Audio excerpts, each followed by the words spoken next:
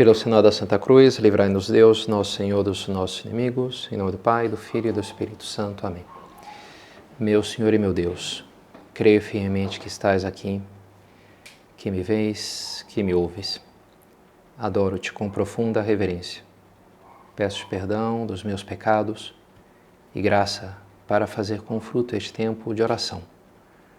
Minha Mãe Imaculada, São José, meu Pai e Senhor, meu anjo da guarda, intercedei por mim.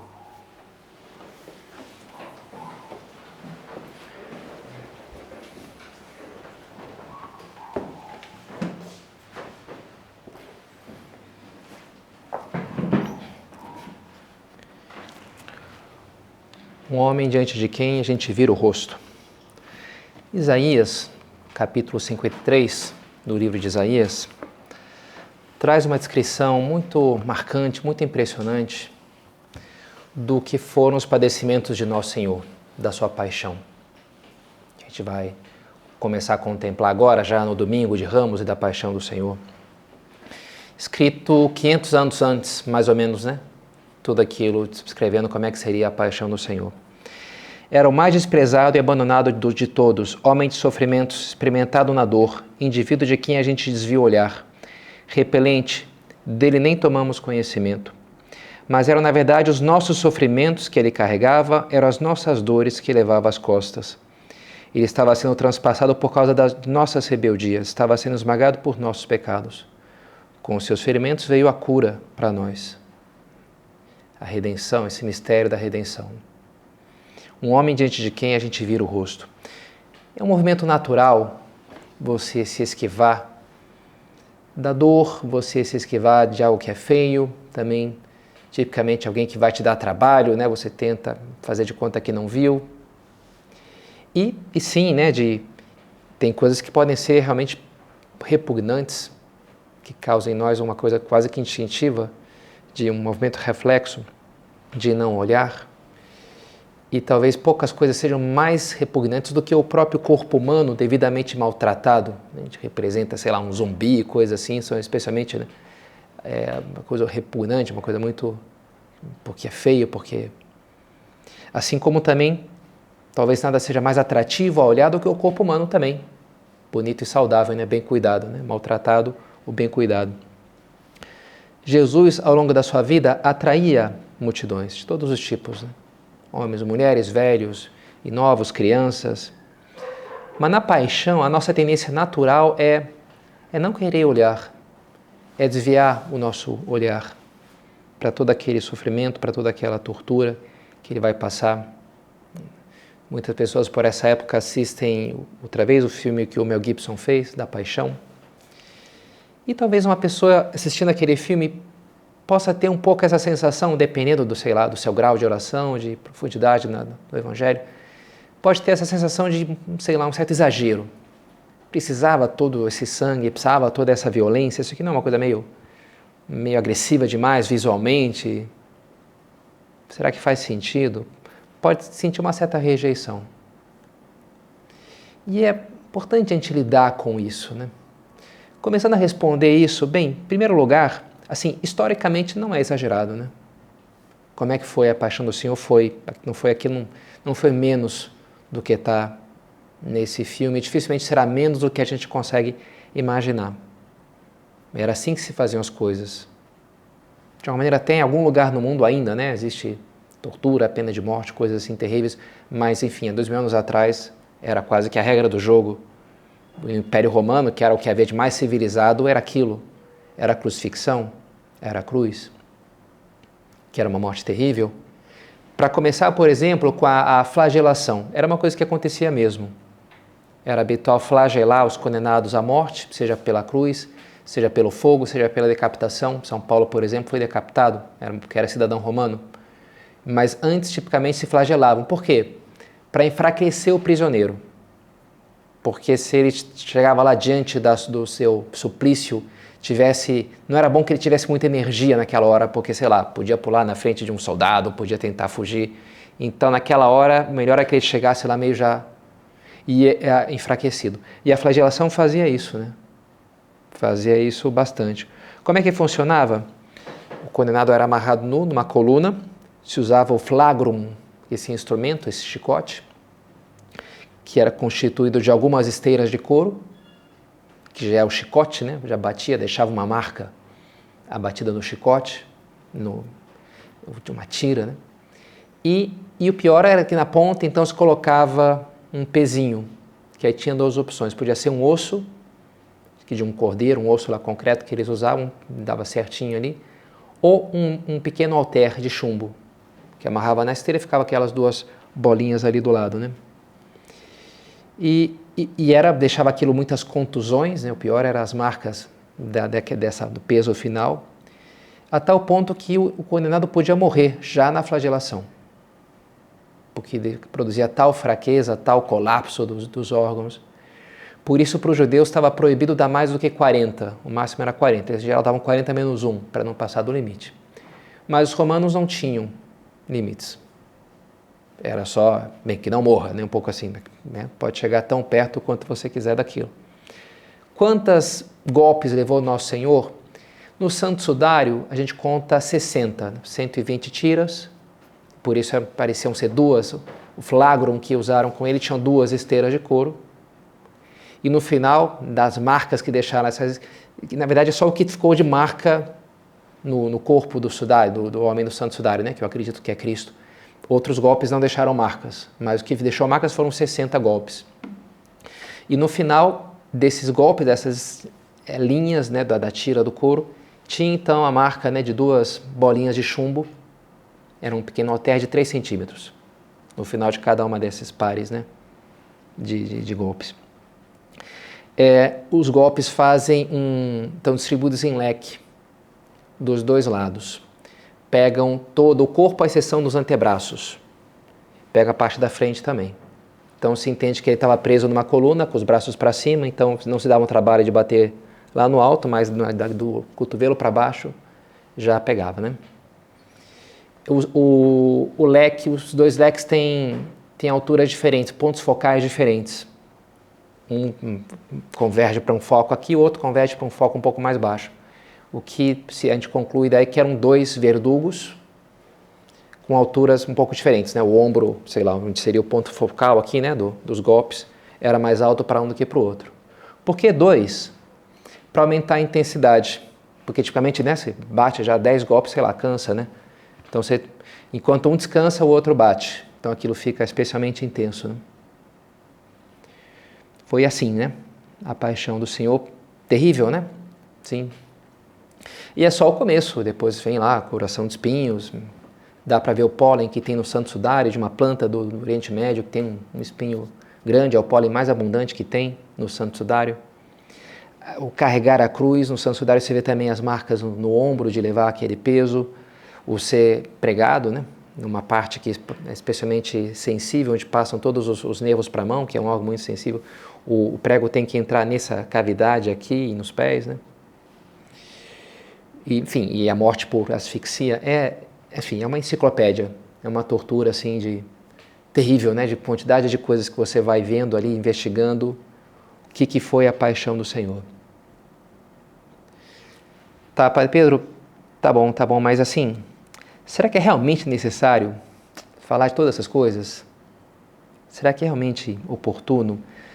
Quer dizer, será que a vida já não tem suficiente sofrimento para a gente começar agora a absorver o sofrimento de outras pessoas? Ou pior ainda, né, absorver o sofrimento de tudo que já aconteceu no mundo, na história? Será que isso não pode ser uma má ideia, que pode tornar a vida insuportavelmente pesada? Porque, cara, já basta com, sei lá, com as coisas que eu tenho que enfrentar, agora eu vou ficar absorvendo essas outras coisas? Não será isso um exagero? Pesado demais? Me lembro um dia que eu fui visitar um hospital, um senhor que estava morrendo, a pedido da sua filha, que falava comigo em direção espiritual, e diferente dela, ele levava uma vida de costas para Deus já há muitos anos, e sem prática religiosa, sem vida sacramental, sem oração. Mas ela tinha esperança, padre, sei lá, vai que, né? Vai lá, conversa com ele, dá uma bênção, unção dos enfermos, quem sabe ele se confessa, se arrepende. Enfim, foi lá, né, rezamos, conversamos um pouco, rezamos juntos, o Pai Nosso, sei lá, deu uma bênção, unção dos enfermos. Mas quando eu tentei entrar na confissão, não me lembro bem, mas talvez falando, olha, nessa hora é um bom momento para a gente, sei lá, pedir perdão da nossa vida para Deus, tantas coisas, né, que a gente faz de errado, por exemplo, isso, aquilo. Comecei a puxar um pouquinho, ver se ele...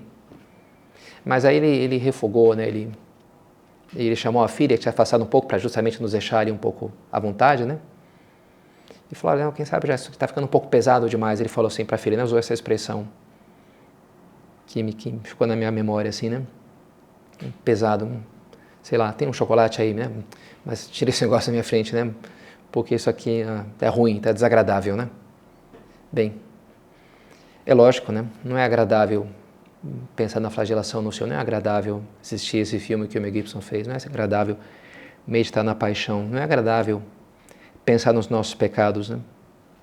Deus é misericordioso, mas só Ele sabe o destino das almas, mas a gente fica com o coração na mão quando você vê uma pessoa morrendo sem ter tido a valentia de enfrentar o desagradável, né? de olhar para os próprios pecados, de encarar de frente os próprios erros. Isso é muito importante, né? No livro do Êxodo, tem aquele momento que, atravessando o deserto, o povo de Israel, pela enésima vez, começa a murmurar contra Deus, contra Moisés, tão cansado daquele maná, já reclamando de comida, né? Uma tradição milenar, reclamar da comida lá. Sempre a mesma coisa, esse maná aqui e tal, né? Poxa, no Egito o que era bom, lembra aquele alho que eu fritava, não sei, né? Aquilo que era, não, o mais gostoso era tal coisa. Poxa, bem que a gente podia voltar para o Egito, né? Essa coisa, né? Da escravidão, você era escravo lá, pô, mas lá tinha alho, né? Frito, sei lá. E essa coisa era mais fácil, né? Às vezes é melhor, é mais confortável, né? O mal conhecido do que o bem desconhecido, que você tem que atravessar um deserto para chegar lá, você tem que deixar de ser como você é, sem saber o que significa isso, né? Para buscar uma mudança de vida, para buscar a conquista da virtude. Então, é claro, Deus castiga essa atitude ingrata daquele povo que tinha recebido tantos milagres de Deus, a travessia do Mar Vermelho, e vem então serpentes, começam a picar, né? A coisa piora, né? E eles têm a reação, ao invés de dobrar a revolta, que pode ser o que a gente faça, né? Eles, em geral, têm atitude boa. Eles erram, mas eles se arrependem, eles se dão conta. Erramos, né? E vão para Moisés e reconhecem o seu erro. Olha, murmuramos, né, contra Deus, contra você. Estamos arrependidos. Reza aí por nós, faz alguma coisa. Ele reza e Deus explica para ele, então você tem que fazer o seguinte, você tem que fazer uma serpente de bronze, eles estavam sendo picados por serpentes, e tem que colocá-la no alto de uma haste de bronze também. E assim as pessoas que olharem para aquela serpente vão ficar curadas, né? O olhar, né? Olhar a serpente. E algo muito simbólico, uma referência à paixão. Jesus mesmo no diálogo com Nicodemos era do Sinédrio, um homem importante, um dos poucos lá que se abriram para a mensagem de Jesus, mas mesmo assim ele vai de noite só se encontrar com Jesus, meio que às escondidas, porque pegava mal, né? Mas ele vai lá de noite, pelo menos vai.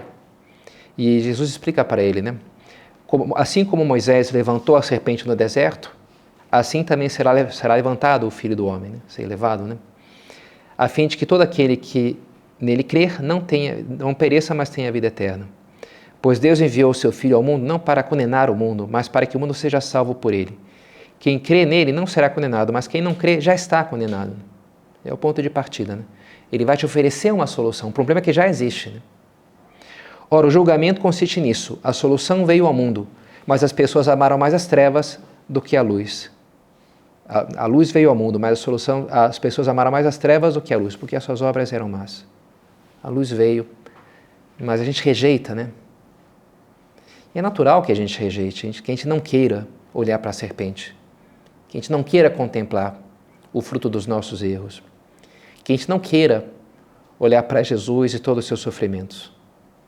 Não só pela natural repulsa de ver uma tortura, de ver, né, um homem sendo executado, torturado de uma maneira cruel, mas quem sabe, sobretudo, por saber que ali estão as nossas culpas, os nossos pecados, que Ele está carregando com o castigo que havia de cair sobre mim, com o preço dos meus erros. Mas aí é que está a solução, aí é que está a cura. Nesse olhar está a nossa cura. A cura nossa e a cura do mundo. Olhar para a paixão, olhar para a sua entrega por nós. Terminei essa semana o último livro do Jordan Peterson, em que ele traz essa questão também. Sobretudo ele comenta o Antigo Testamento, ele prometeu no final um outro livro falando do Novo Testamento, dos Evangelhos, né, por enquanto, mas foi interessante, né? E ele fala dessa rejeição que pode produzir várias cenas do Antigo Testamento. Toda a figura do Deus do Antigo Testamento pode provocar em nós uma rejeição com uma figura desagradável em vários aspectos. Chamou a atenção uma citação que ele traz do Richard Dawkins. Talvez seja o ateu mais famoso de hoje, seja o Richard Dawkins. Escreve livros sobre ateísmo, né? Ele acho que é físico, não sei, é um cientista, né? Mas é mais famoso pela sua postura religiosa do que pela sua física, né? Pelo seu ateísmo, né?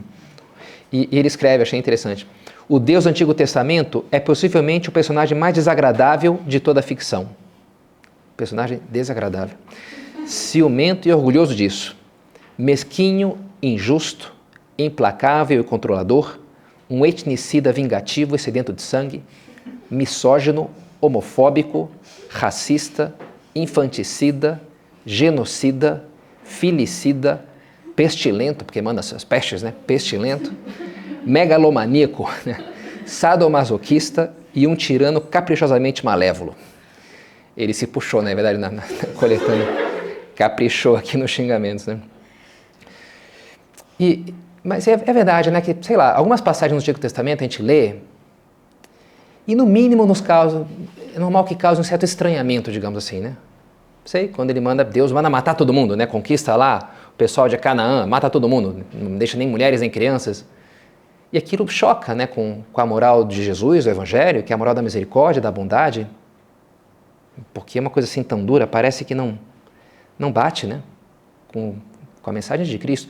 E bem, é verdade que há uma evolução na revelação.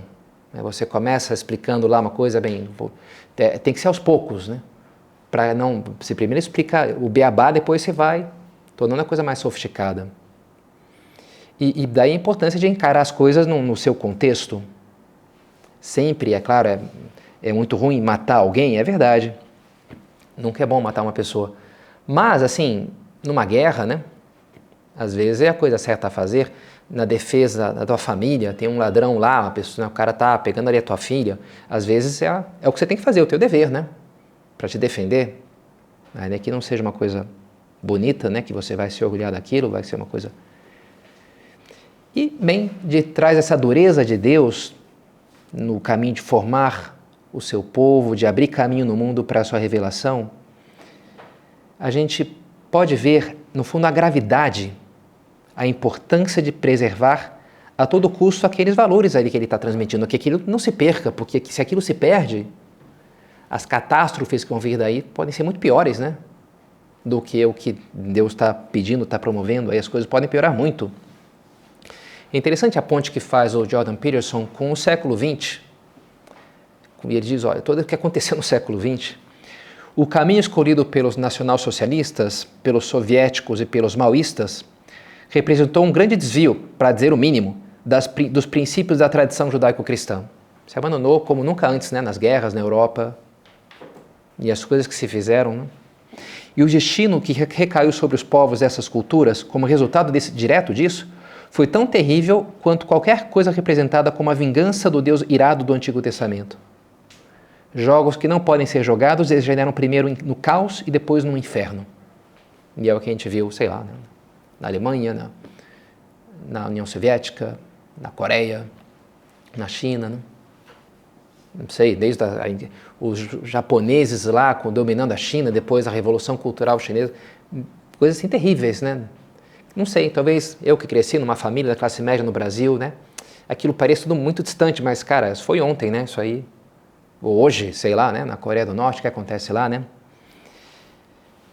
É uma realidade do mundo, o mundo que se afasta da cruz, se afasta dos valores cristãos, os efeitos são catastróficos, né?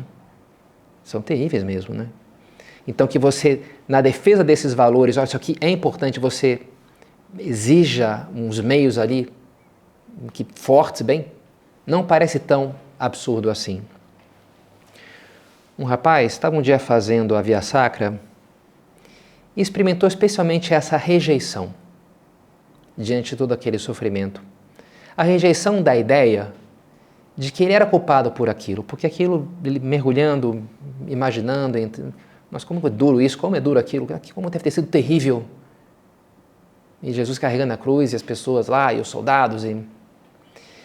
E ele dizia assim, tudo bem, ok, eu sei lá, eu tenho meus pecados, né, não sou perfeito, mas assim, não parece muito proporcionado, sabe, assim, o que eu fiz de errado com tudo isso, com todo esse sofrimento, com todo esse padecimento de Jesus.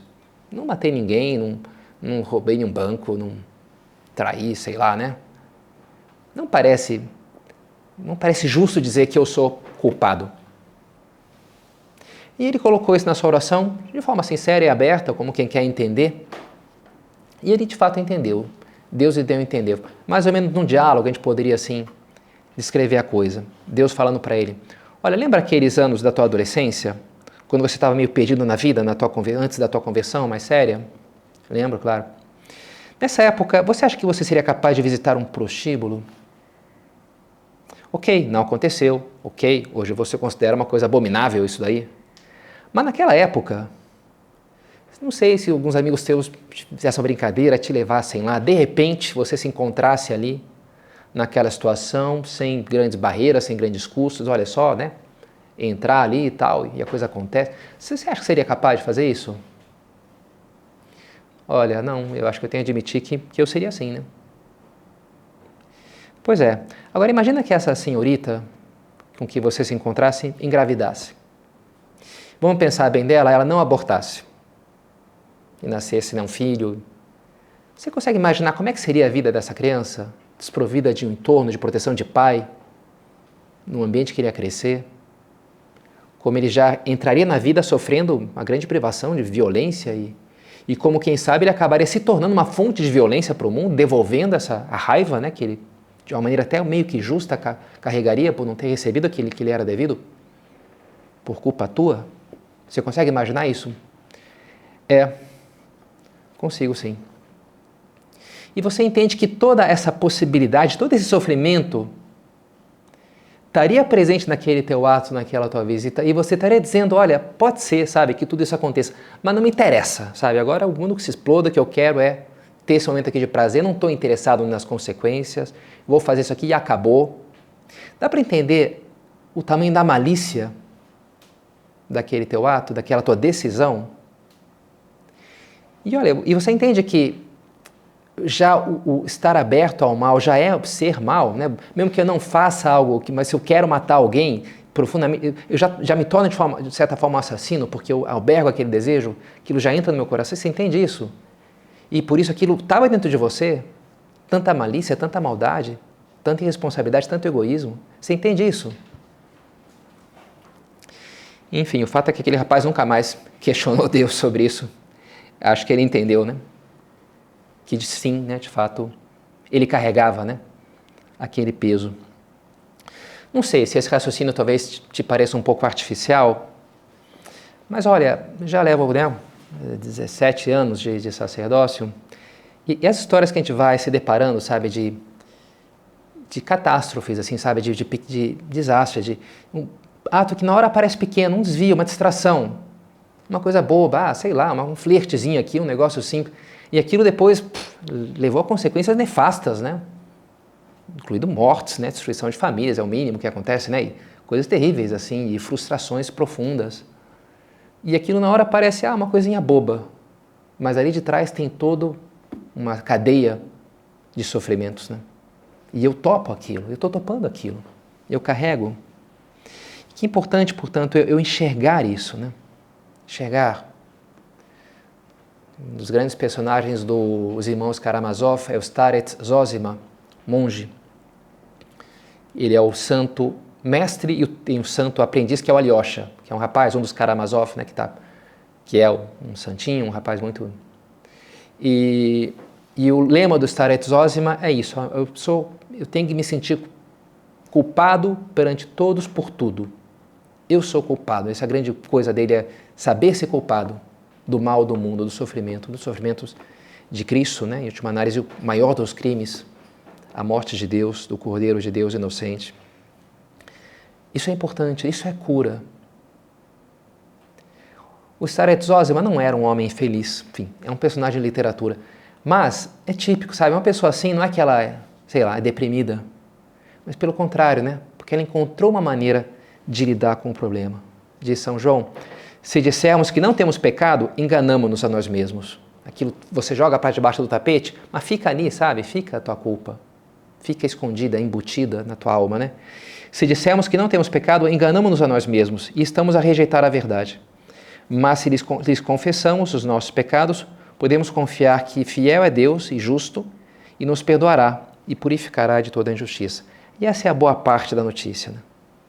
Grande parte da solução não é que eu vou ter que pagar o preço disso tudo, sabe?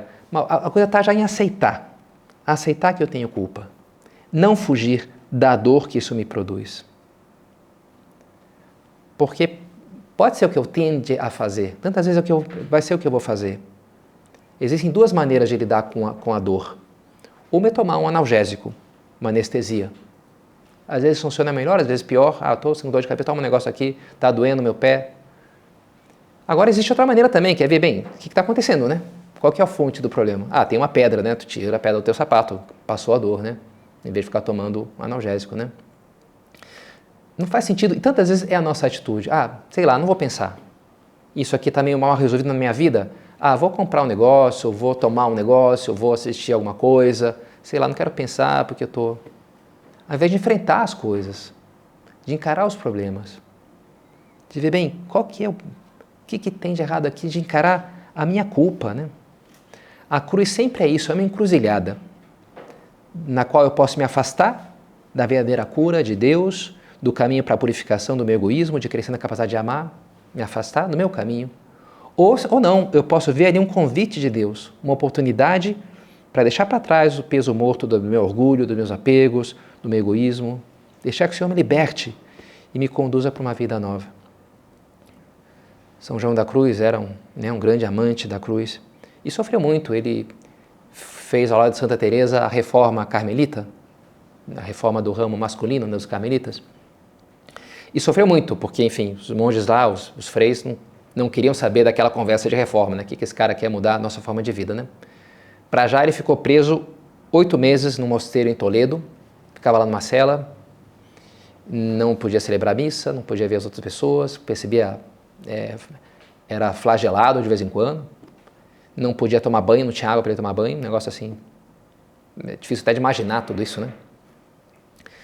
E depois ele saiu daquilo, mais tarde, quando viam ele sorrir diante de injustiças que ele sofria, que sofreu até o final, e alguém perguntava, mas como é que você está assim, alegre, né? O que está acontecendo? E ele dizia, olha, na prisão de Toledo eu aprendi a sofrer, por isso não a trocaria por nada. Ali eu aprendi, ali eu me libertei da preocupação, né, com a imagem, do apego ao conforto. Ali eu me libertei, né? A cruz é um caminho de libertação, é um caminho de crescimento. Quem buscar salvar a sua vida vai perdê-la, mas quem perder a sua vida por causa de mim vai encontrá-la. Revoltar-se com a vida e com Deus pelo sofrimento como algo desproporcionado, como algo cruel e injusto, o que faz o mau ladrão, né? Ele se revolta na cruz, né? E reage com violência. Isso aí leva uma pessoa a ficar cada vez mais perdida na vida, cada vez mais sem rumo, né? Sem sentido, sem luz, vai se afundando na escuridão. Agora tem também a atitude do bom ladrão, né? Quer dizer, eu mereço estar aqui. Ele não, Jesus não merece, mas eu sim, né? Para ele é um exagero, qualquer coisa seria um exagero com Jesus, qualquer sofrimento, porque ele não tem pecado. Mas para mim nada é exagero, porque eu tenho o meu erro, porque eu cometi os meus pecados, né? E isso é o caminho para o paraíso. Hoje mesmo estarás comigo no paraíso, quando a pessoa, né, se abre e abraça a sua culpa, né? Edifica a nossa alma, edifica o mundo ao nosso redor, né? Uma pessoa que põe a cruz no centro da sua vida, né? Aquilo sim constrói, aquilo sim dá solidez, aquilo sim dá força e unidade. Não fugir, não desviar os nossos olhos, mas olhar, viver essa Semana Santa com toda a intensidade que a gente pode viver. Isso fez Nossa Senhora, né? Hoje, sexta-feira, véspera da Semana Santa, era uma das 2 memórias antigamente de Nossa Senhora das Dores. É uma coisa bonita, né? Que você prepare para viver a Semana Santa olhando para Nossa Senhora junto à cruz, contemplando a sua atitude. Eu rezei na missa, tem duas opções de oração coleta, e uma faz referência a esse mistério de Nossa Senhora da Cruz. Contemplar, imitar ela contemplando Jesus na cruz, em que a gente então se una mais estreitamente ao seu Filho e assim nós alcancemos a plenitude de graça, diz assim, mais ou menos. A oração coleta de hoje, uma oração bonita, né? Imitar Nossa Senhora contemplando ali a cruz, com o peito aberto, né? Sem esquivar a espada que lhe perfurou o coração. Também eu quero, como ela, me abrir e me colocar nas suas mãos para que ela me conduza nessa Semana Santa a contemplar com coragem, uma profunda humildade, tudo que seu Filho quis padecer por mim.